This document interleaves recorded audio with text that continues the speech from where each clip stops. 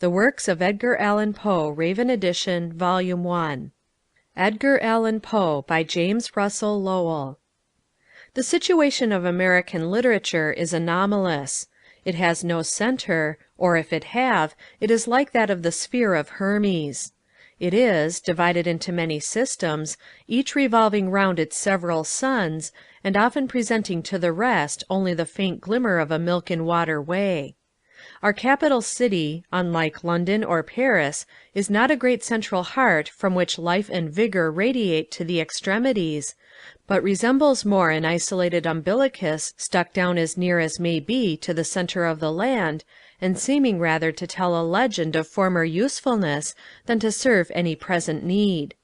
Boston, New York, Philadelphia, each has its literature almost more distinct than those of the different dialects of Germany. And the young Queen of the West has also one of her own, of which some articulate rumor barely has reached us dwellers by the Atlantic. Perhaps there is no task more difficult than the just criticism of contemporary literature. It is even more grateful to give praise where it is needed than where it is deserved, and friendship so often seduces the iron stylus of justice into a vague flourish, that she writes what seems rather like an epitaph than a criticism. Yet if praise be given as an alms, we could not drop so poisonous a one into any man's hat. The critic's ink may suffer equally from too large an effusion of nutgalls or of sugar. But it is easier to be generous than to be just, and we must readily put faith in that fabulous direction to the hiding place of truth, did we judge from the amount of water which we usually find mixed with it. Remarkable experiences are usually confined to the inner life of imaginative men, but Mr. Poe's biography displays a vicissitude and peculiarity of interest such as is rarely met with. The offspring of a romantic marriage, and left an orphan at an early age, he was adopted by Mr. Allan, a wealthy Virginian, whose barren marriage bed seemed the warranty of a large estate to the young poet. Having received a classical education in England, he returned home and entered the University of Virginia, where, after an extravagant course, followed by reformation at the last extremity, he was graduated with the highest honors of his class. Then came a boyish attempt to join the fortunes of the insurgent Greeks, which ended at St. Petersburg, where he got into difficulties through want of a passport, from which he was rescued by the American consul and sent home. He now entered the military academy at West Point, from which he obtained a dismissal on hearing of the birth of a son to his adopted father by a second marriage, an event which cut off his expectations as an heir. The death of Mr. Allan, in whose will his name was not mentioned, soon after relieved him of all doubt in this regard, and he committed himself at once to authorship for a support. Previously to this, however, he had published, in 1827, a small volume of poems which soon ran through 3 editions, and excited high expectations of its author's future distinction in the minds of many competent judges. That no certain augury can be drawn from a poet's earliest lispings there are instances enough to prove. Shakespeare's first poems, though brimful of vigor and youth and picturesqueness, give but a very faint promise of the directness, condensation, and overflowing moral of his maturer works. Perhaps, however, Shakespeare is hardly a case in point, his Venus and Adonis having been published, we believe, in his 26th year. Milton's Latin verses show tenderness, a fine eye for nature, and a delicate appreciation of classic models, but give no hint of the author of a new style in poetry. Pope's youthful pieces have all the sing-song, wholly unrelieved by the glittering malignity and eloquent irreligion of his later productions. Collins's callow namby-pamby died and gave no sign of the vigorous and original genius which he afterward displayed. We have never thought that the world lost more in the marvellous boy, Chatterton, than a very ingenious imitator of obscure and antiquated dullness. Where he becomes original, as it is called, the interest of ingenuity ceases and he becomes stupid. Kirke White's promises were endorsed by the respectable name of Sir Southey, but surely with no authority from Apollo. They have the merit of a traditional piety, which to our mind, if uttered at all, had been less objectionable in the retired closet of a diary, and in the sober raiment of prose. They do not clutch hold of the memory with the drowning pertinacity of Watts; neither have they the interest of his occasional simple, lucky beauty. Burns, having fortunately been rescued by his humble station from the contaminating society of the "best models," wrote well and naturally from the first. Had he been unfortunate enough to have had an educated taste, we should have had a series of poems from which, as from his letters, we could sift here and there a kernel from the mass of chaff. Coleridge's youthful efforts give no promise whatever of that poetical genius which produced at once the wildest, tenderest, most original, and most purely imaginative poems of modern times. Byron's Hours of Idleness would never find a reader except from an intrepid and indefatigable curiosity. In Wordsworth's first preludings there is but a dim foreboding of the creator of an era. From Southey's early poems a safer augury might have been drawn. They show the patient investigator, the close student of history, and the unwearied explorer of the beauties of predecessors, but they give no assurances of a man who should add aught to stock of household words, or to the rarer and more sacred delights of the fireside or the arbor. The earliest specimens of Shelley's poetic mind already, also, give tokens of that ethereal sublimation in which the spirit seems to soar above the regions of words, but leaves its body, the verse, to be entombed, without hope of resurrection, in a mass of them.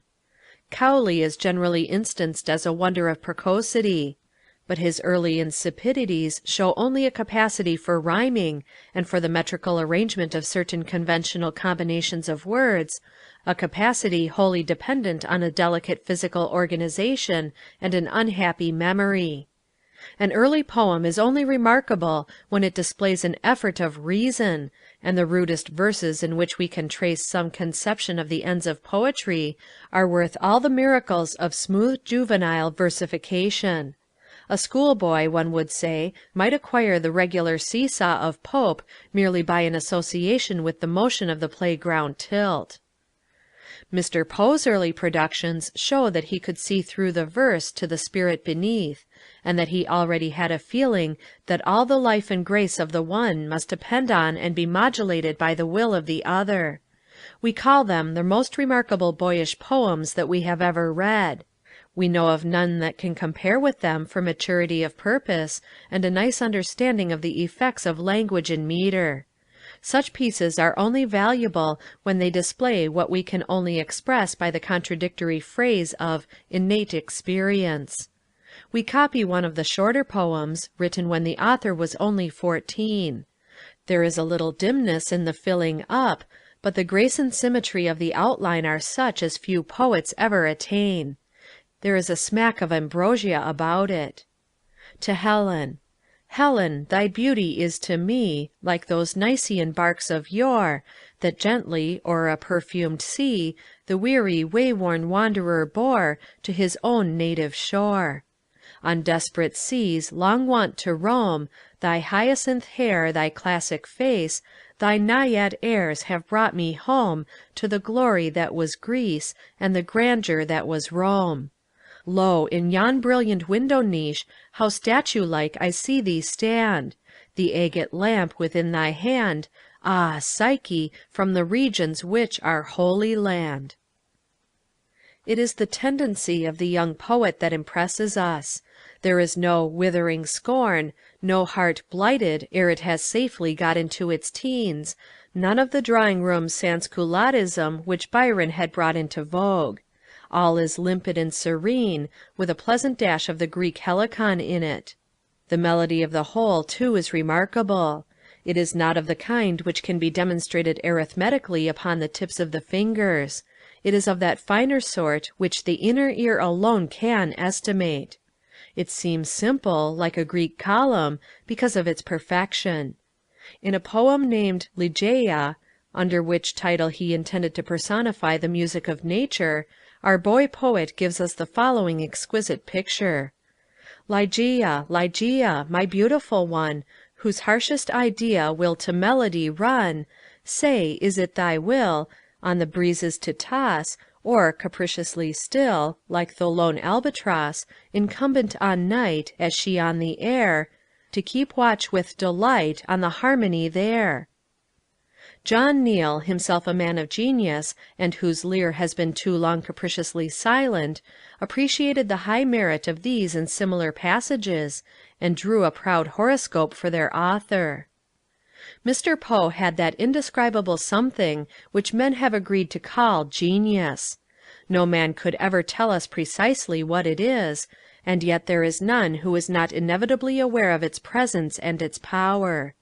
Let talent writhe and contort itself as it may, it has no such magnetism. Larger of bone and sinew it may be, but the wings are wanting. Talent sticks fast to earth, and its most perfect works have still one foot of clay.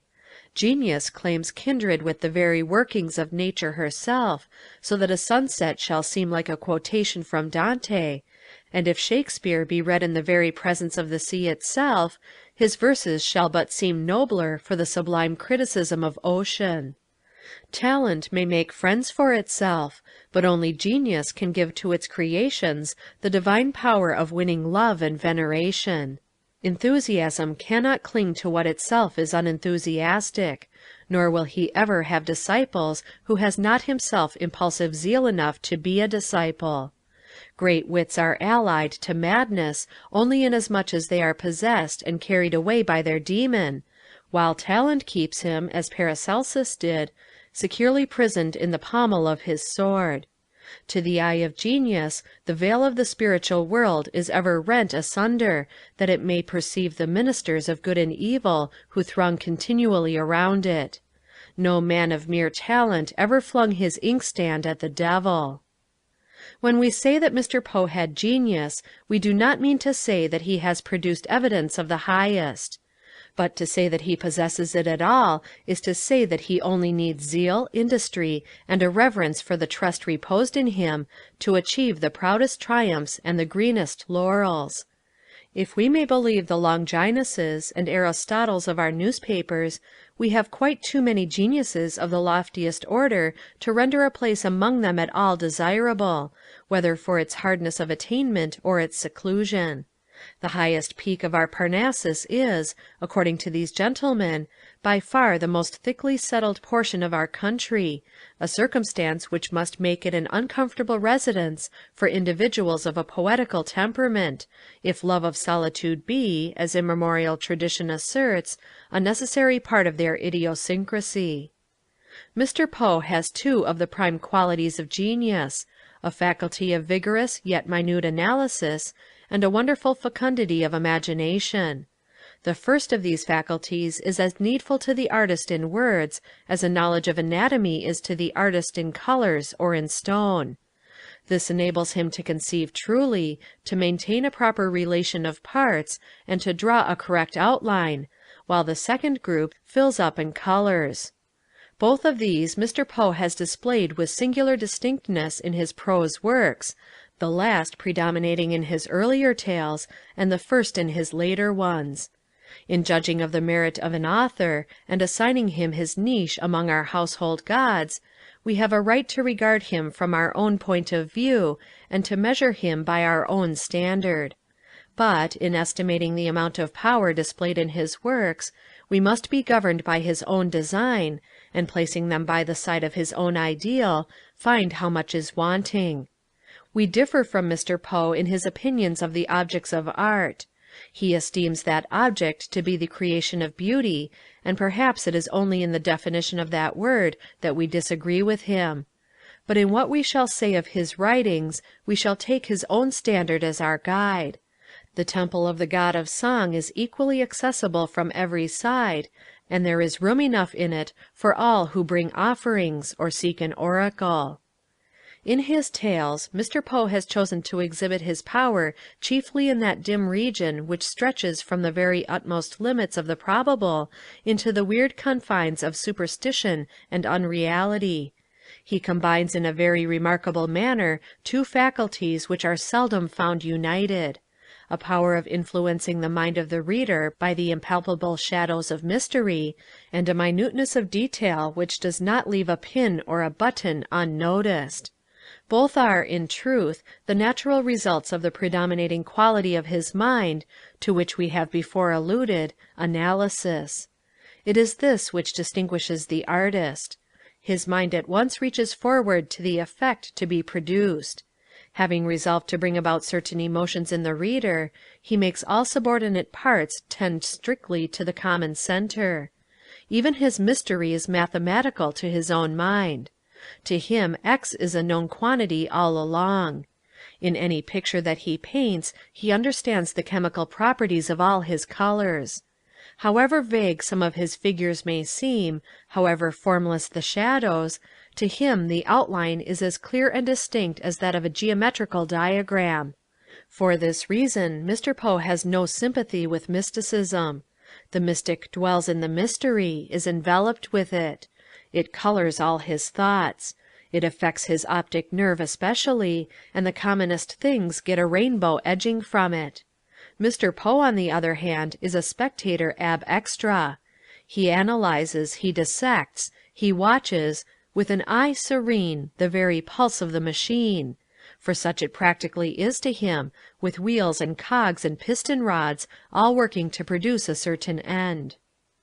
This analyzing tendency of his mind balances the poetical, and by giving him the patience to be minute, enables him to throw a wonderful reality into his most unreal fancies.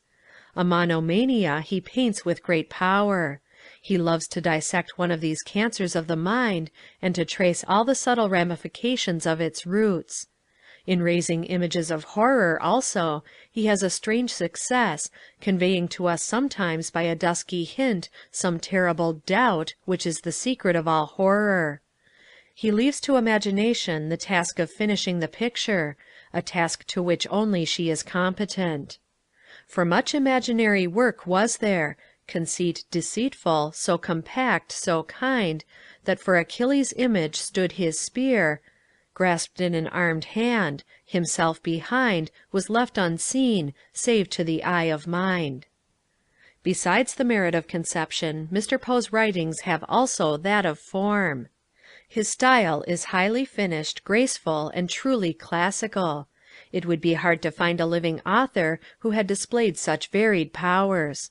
As an example of his style, we would refer to one of his tales, The House of Usher, in the first volume of his Tales of the Grotesque and Arabesque. It has a singular charm for us, and we think that no one could read it without being strongly moved by its serene and sombre beauty. Had its author written nothing else, it would alone have been enough to stamp him as a man of genius, and the master of a classic style. In this tale occurs, perhaps, the most beautiful of his poems. The great masters of imagination have seldom resorted to the vague and the unreal as sources of effect. They have not used dread and horror alone, but only in combination with other qualities, as a means of subjugating the fancies of their readers. The loftiest muse has ever a household and fireside charm about her. Mr. Poe's secret lies mainly in the skill with which he has employed the strange fascination of mystery and terror. In this his success is so great and striking as to deserve the name of art, not artifice. We cannot call his materials the noblest or purest, but we must concede to him the highest merit of construction. As a critic, Mr. Poe was aesthetically deficient. Unerring in his analysis of dictions, meters, and plots, he seemed wanting in the faculty of perceiving the profounder ethics of art. His criticisms are, however, distinguished for scientific precision and coherence of logic. They have the exactness, and at the same time, the coldness of mathematical demonstrations. Yet they stand in strikingly refreshing contrast with the vague generalisms and sharp personalities of the day. If deficient in warmth, they are also without the heat of partisanship. They are especially valuable as illustrating the great truth, too generally overlooked, that analytic power is a subordinate quality of the critic. On the whole, it may be considered certain that Mr. Poe has attained an individual eminence in our literature which he will keep. He has given proof of power and originality. He has done that which could only be once done with success or safety, and the imitation or repetition of which would produce weariness. Edgar Allan Poe